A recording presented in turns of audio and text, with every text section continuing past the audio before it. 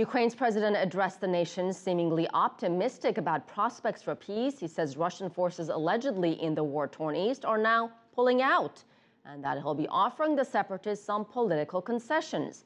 But will it be enough? CCTV's Kate Parkinson has more from Kiev.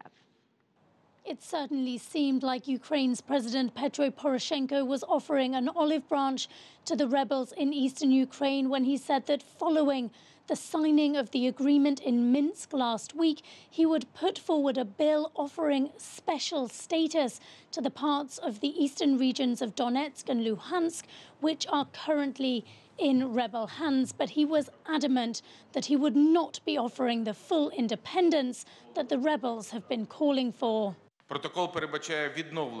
The protocol signed in Minsk provides Ukraine with sovereignty over the Donbas region, including the area under rebel control.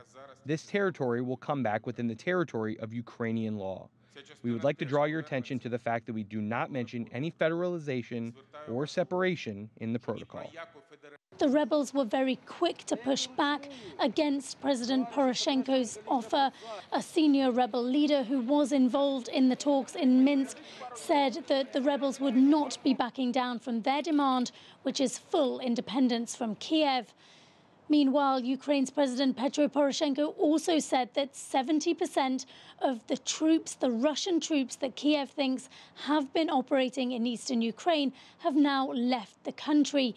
Poroshenko said that that's certainly strengthening hope for a lasting peace process in the eastern regions. But the president did say that maintaining the ceasefire is difficult.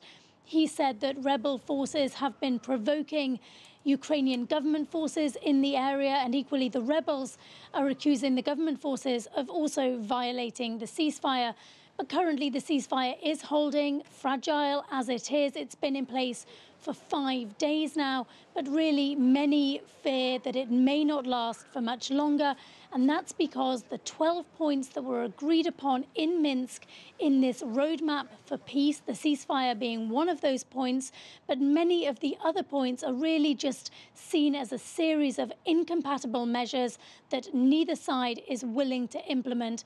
And this division over the future political status for the eastern regions is just one example of how deep the divisions still are between the two sides. Kate Parkinson, CCTV, Kiev.